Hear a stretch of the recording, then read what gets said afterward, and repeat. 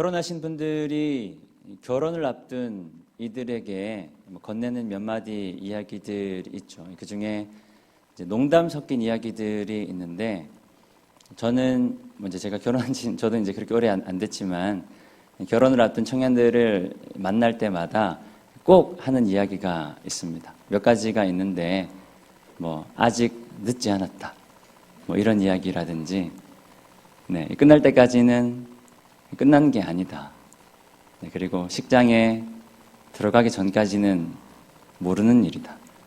그리고 설사 식장에 손잡고 들어갔다 하더라도 도장을 찍기 전까지 마지막 기회가 남아있다. 이제 이런 이야기들을 주로 다들 하시지 않나요?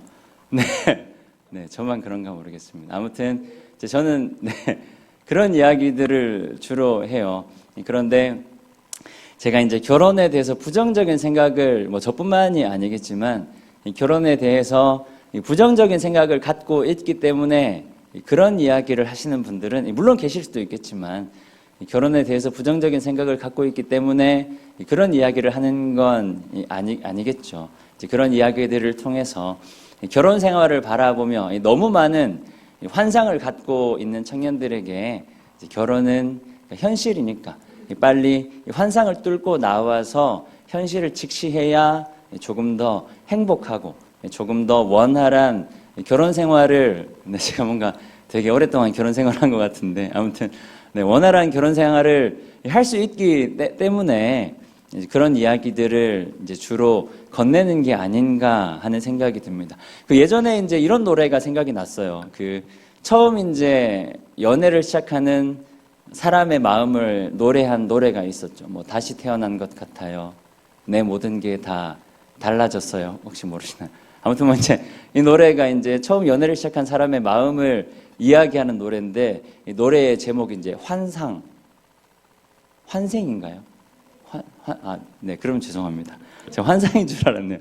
아무튼 다시 결혼 얘기로 돌아가서, 아무튼 이제 결혼을 앞둔 이들에게 그런 이야기를 하는 것은 빨리 환상을 깨고 나와서 현실을 직시해야 조금 더 원활한, 그리고 조금 더 행복한 결혼 생활을 할 수 있다라는 겁니다. 우리는 예수 그리스도의 부활을 목도하고, 그리고 예수 그리스도의 부활 이후를 우리는 살아가고 있어요. 부활절이 지나면서 성령에 대한 이야기가 굉장히 많이 회자가 되고 있습니다. 성령이라고 하면 많은 사람들이 환상을 갖고 성령을 바라보는 사람들이 많아요. 성령이라고 하면 어떠한 권능, 능력, 그리고 우리 삶에 일어나는 어떤 초자연적인 현상들이나 기적들을 기대하는 경우들이 많습니다. 개인적으로 그런 것들을 환상이라고 말씀드리고 싶어요. 하나님께서 우리 가운데 허락하신 이 성령, 예수님께서 올라가시면서 이 제자들에게 내가 성령을 보내주시겠다라고 말씀하신 이 성령은 우리 눈앞에 펼쳐지는 이 초자연적인 현상을 위한 것이 아니라, 우리 눈앞에 펼쳐지는 어떤 신기한 이적을 위한 것이 아니라 우리의 삶의 온전한 변화를 위한 것이다. 그래서 이 사도행전은 성령에 대한 이야기를 하고 있습니다. 그래서 성령행전이라는 이야기들도 다들 들어보셨을 것 같아요.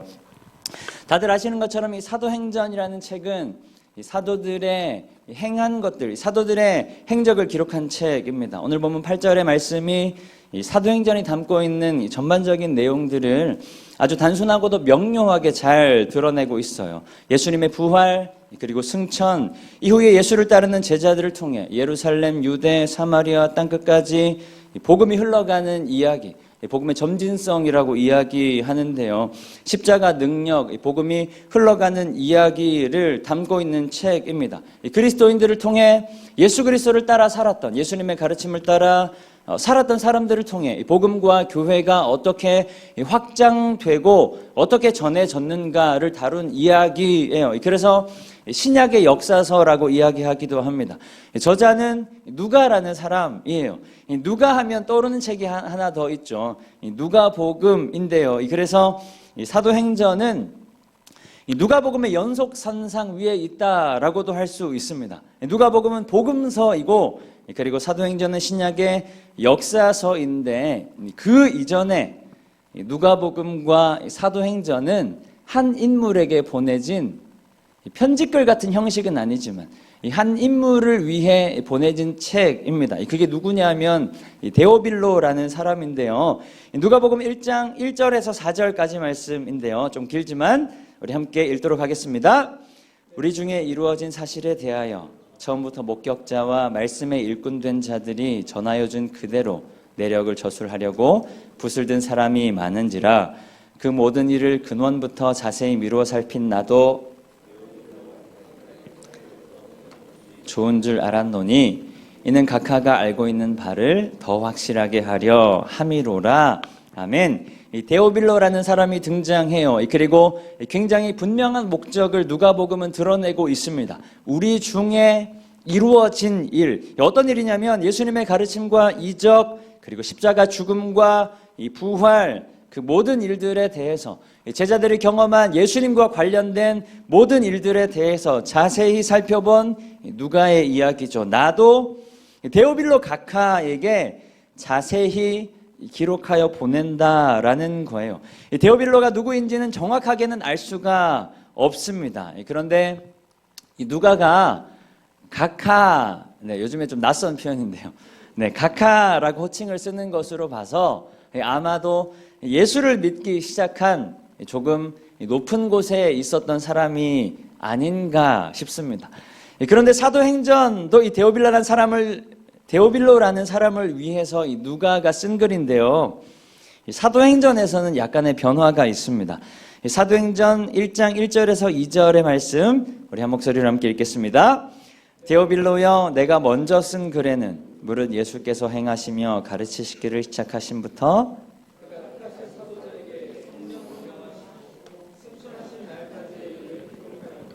아멘. 혹시 눈치채신 분들이 계신지 모르겠지만 약간의 변화가 있는데 뭐냐면 이 데오빌로라는 사람을 부르는 누가의 호칭이 달라졌다라는 거예요. 누가복음에서는 데오빌로 각하라고 이야기하고 있고요. 그리고 사도행전에서는 데오빌로여라고 이야기하고 있습니다. 그러니까 우리가 이렇게 생각해 볼 수 있는 거죠. 당시에 제법 고위 관직에 있었던 이 데오빌로라는 사람이 예수를 믿기 시작한 거예요. 예수를 믿기 시작하면서 이 믿음이 생기기 시작하면서 이 데오빌로 각하를 위해서 이 데오빌로 각하의 믿음을 위해서 누가가 기록한 책이 바로 누가복음입니다. 처음 예수를 믿기 시작한 데오빌로를 위해서 예수님을 소개하는 글이에요.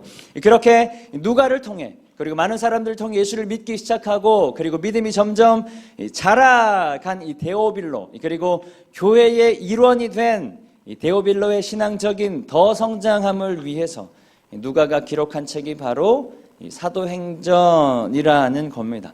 누가복음을 통해 전해진 예수의 가르침을 받은 자들, 예수님 행하신 이적을 직접적으로 그리고 간접적으로 경험한 사람들, 그리고 예수의 죽으심과 다시 사심을 목도한 사람들이 어떻게 행동했는가? 누가는 사도행전을 통해 기록하고 있어요. 데오빌로에게 도전하고 있는 거겠죠. 그리고 오늘 우리에게 동일하게 누가는 이야기하고 있는 겁니다. 예수 그리스도의 십자가 죽음과 부활을 목도한 그리스도인으로서 예수 그리스도의 부활의 능력을 붙들고 살아가고자 하는 그리스도인, 예수 그리스도의 부활이 우리가 살아가는 인생에 진짜 소망이 되는구나 라고 신뢰하며 살아가고자 하는 그리스도인 된 우리들이 어떤 자세로 살아야 하는가? 부활하신 예수님께서 제자들에게 요청하신 것이 한 가지 있습니다. 오늘 본문 4절 말씀 우리 한 목소리로 함께 읽겠습니다. 사도와 함께 모이사 그들에게 분부하여 이르시되 예루살렘을 떠나지 말고 내게서 들은 바 아버지께서 약속하신 것을 기다리라. 아멘. 예수님께서 제자들에게 분부하여 부탁하시는 겁니다. 아니 명령하시는 거죠. 예루살렘을 떠나지 말고 내게서 들은 바 아버지께서 약속하신 것을 기다리라. 예루살렘을 떠나지 말라라는 이야기는 무슨 말일까요? 예루살렘은 제사 지내는 공간, 성전이 있는 곳이죠. 예루살렘을 떠나지 말라라는 거는 예배의 자리를 떠나지 말라라는 겁니다. 예수님이 있을 때 예수님을 따라 열심히 예배하며 하나님을 섬겼던 제자들에게 예수님이 눈에 보이지 않더라도, 예수님이 떠나가더라도, 너희만 남더라도, 공허함이 있더라도, 당장 눈에 보이는 기적이 없더라도, 당장 눈에 보이는 어떤 믿음의 분명한 것들이 없더라도 결코 예배의 자리를 떠나지 말라. 그리고 하나님과 연합하기를 포기하지 말라. 더 이상 우리가 의존할 수 있는 예수 그리스도가 눈앞에 없더라도 눈에 보이는 믿음의 현상들이 당장에 없더라도 믿음을 포기하지 말라. 예배하기를 포기하지 말라. 우리가 흔히 예배 드릴 때 은혜가 된다라는 표현들을 많이 쓰시잖아요. 그래서 은혜가 되는 예배에는 사람들이 굉장히 많은 관심을 가지기 마련입니다. 그런데 소위 은혜가 안 되는 예배, 제가 좀 말로 표현하기가 좀 그렇네요. 근데 은혜가 안 되는 예배가 어떤 예배인가는 잘 모르겠지만 아무튼 은혜가 안 되는 예배에는 사람들이 좀 표현이 좀 저급하지만 사람들이 잘 꼬이지가 않아요. 네, 은혜가 안 되는 예배는, 그런데 예수님 이렇게 말씀하시는 겁니다. 당장 눈에 보이는 너희들이 생각하는 은혜가 없다고 여겨지는 예배를 할지라도 예배의 공간을 떠나지 말라. 하나님의 역사가 당장 눈에 보이지 않아도 하나님과 연합하기를 포기하지 말라. 눈에 보이는 믿음에 머무르지 말라. 눈에 보이지 않는 하나님의 역사를 기다리라. 그래서 예루살렘을 떠나지 말고 아버지께서 약속하신 것을 기다리라 라고 말씀하시는 겁니다. 그런데 그에 반한 제자들의 질문이 무엇이냐? 제자들의 질문은 이런 거예요. 예수님, 그러면 예수님이 십자가에 죽으시고 부활하셔서 우리 눈앞에 나타나셨는데 우리가 예수님의 죽으심으로 말미암아 한 번의 큰 실망감을 끌어안았다가 다시 예수님의 부활을 바라보며 다시금 소망을 붙들기 시작했는데 예수님께서 이 땅을, 예수님께서 이스라엘 나라를 회복하시는 때가 언제입니까? 묻는 겁니다. 이 제자들의 질문은 이런 거예요. 예수님을 통해 우리나라가 회복되는 게 언제입니까? 예수님을 통해 우리 삶의 환경이 회복되는 게 언제입니까? 예수님을 통해 내 삶의 형편이 나아지는 게 언제입니까? 제자들의 관심이 변하지가 않습니다. 여전히 예수님께서 자신들의 필요와 눈에 보이고 손에 잡히는 성공에 집착하는 모습입니다. 죽었던 예수가 다시 살아 돌아왔으니 그 예수님께서 무엇이든 다 해주실 수 있을 것 같은 느낌이었을 것 같아요. 저도 아마 그랬을 것 같아요. 죽었다가 다시 살아난 누군가를 바라보게 된다면 뭔가 내 안에 있었던 갈급함에 대해서 요구하게 되지 않을까. 그것도 내가 절실히 믿었던 예수님이라면 내가 그토록 바랬던 무언가를 요구하게 되지 않았을까. 제자들이 그런 마음으로 예수님께 요구했던 것 같아요. 예수님, 우리가 살아가고 있는 이 험난한 이 시대를, 우리가 살아가고 있는 이 나라를 예수님께서 회복하시는 때가 언제입니까? 우리가 또 얼마 전에 투표 다들 하셨죠. 네, 좌를 찍는 것도 우를 찍는 것도 죄가 아니지만 찍지 않는 것은 죄다라는 얘기가 있더라고요. 네, 혹시 안 하신 분들이 계시다면 다음엔 꼭. 네, 아무튼 우리가 이제 투표를 할 때가 되면 앞뒤로 이제 나라에 관심을 보이지 않는 사람들도 나라에 대한 한탄을 굉장히 많이 하십니다. 언제 도대체 이 나라가 올바로 서게 되겠냐? 그래서 누군가가 생각하는 이 나라의 누군가가 생각하는 방향으로, 누군가가 생각하는 올바른 방향으로 흘러가게 되면 또 저쪽 한편에서 또 언제 이 나라가 어떻게 되는 게 옳은 건지 모르겠지만 아무튼 그런 질문인 거예요. 제자들의 질문은 예수님, 우리가 살아가는 삶의 형편이 언제쯤 예수님으로 말미암아 조금 더 나아지겠습니까? 우리가 회복되는 때가 언제이겠습니까? 우리가 잘 아는 본문 8절의 말씀 있죠. 성경이 나오는데요. 이 8절의 말씀은 이 제자들이 아직까지 붙들고 있는 이 세상적인 성공, 이 눈에 보이는 이 손에 잡히는 성공에 대한 예수님의 일종의 거부입니다. 여전히 우리 안에 있는 세속적인 갈망을 향한 예수님의 일침이기도 합니다. 그런 건 아버지의 뜻에 달린 것이니 너희가 알 바가 아니다. 그리고 나오는 말씀이 8절 말씀이에요. 우리 8절 말씀 함께 읽겠습니다. 오직 성령이 너희에게 임하시면 너희가 권능을 받고 예루살렘과 온 유대와 사마리아와 땅끝까지 이르러 내 증인이 되리라 하시니라. 아멘. 8절 말씀은 두 가지 측면으로 바라볼 수가 있습니다. 명령 그리고 선언이에요. 되리라라고 번역된 단어 에세스테라는 단어가 이 두 가지로 번역될 수가 있는 거예요. 명령 그리고 선언 혹은 미래형입니다. 그래서 내 증인이 되어라 그리고 내 증인이 될 것이다 라고 이해할 수가 있는 거예요. 첫 번째는 명령입니다. 우리가 굉장히 많이 들어왔던 말씀, 굉장히 많이 들어왔던 방법이에요. 예루살렘, 유다, 사마리아 땅끝까지 가까운 곳에서부터 먼 곳까지 성령이 너희에게 임하시면 내 삶의 중심에서부터 내 삶의 먼 곳까지 그리스도의 증인이 되어야 할 것이다. 내 삶의 가까운 곳에서부터 내 삶의 먼 곳까지 복음을 전파해야 할 것이다. 성령님이 임하시면, 성령님이 너희의 삶 가운데 임하시면 너희의 모든 삶을 내던져버리고 복음을 증거하는 삶을 너희가 살아내야 할 거야. 예수 그리스도의 십자가 복음을 선포하는 삶을 너희가 감당해야 할 거야 라는 말씀입니다. 이때 성령님이 임하시면 이라는 말은 약간 하나의 어떤 신호탄 같은 느낌이에요. 성령님이 너희에게 임하시면 그때로부터 예루살렘과 온 유대와 사마리아와 땅끝까지 목숨을 던져 복음을 선포하는 일을 감당하라 말씀하시는 거예요. 그리고 두 번째 또 다른 측면은 선언 혹은 예언 혹은 미래적 측면입니다.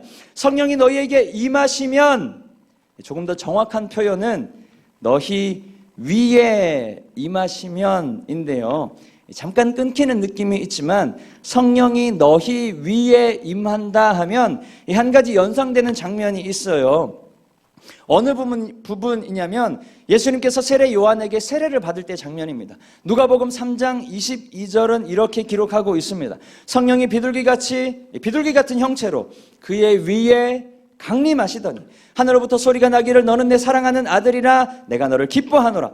성령이 조금 천천히 할게요. 성령이 비둘기 같은 형체로 그의 위에 강림하셨다. 그리고 이어지는 하나님의 선언입니다. 너는 내 사랑하는 아들이라 내가 너를 기뻐하노라. 다들 아시겠지만 이때로부터 예수님의 삶이 변화되기 시작하는 거예요.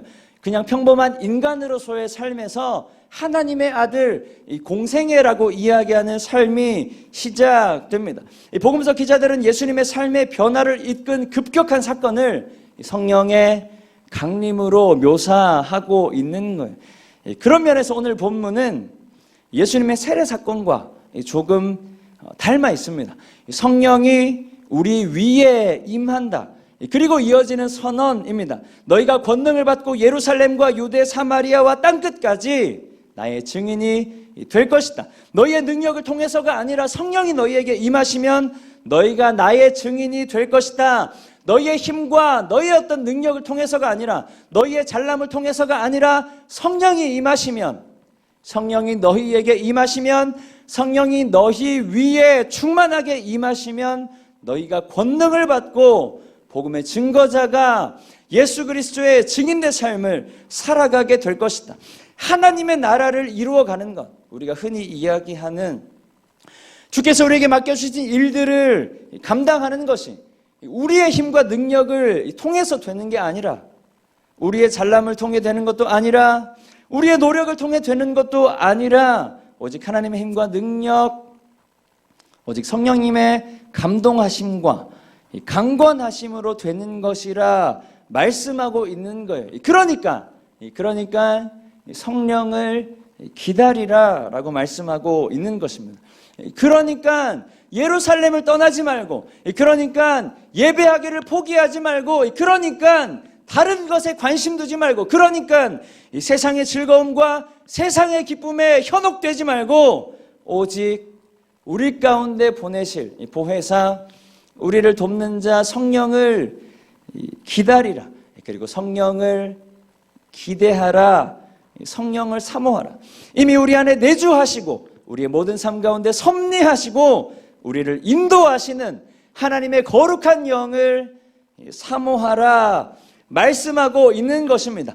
다른 것을 통해서가 아니라 성령으로 말미암아 우리의 삶이 변화될 것이고, 성령으로 말미암아 우리가 비로소 그리스도의 진정한 증인이 될 것이라고 예수님께서 제자들에게 말씀하고 있는 거예요. 그러니까 우리의 질문이 달라져야 된다라는 겁니다.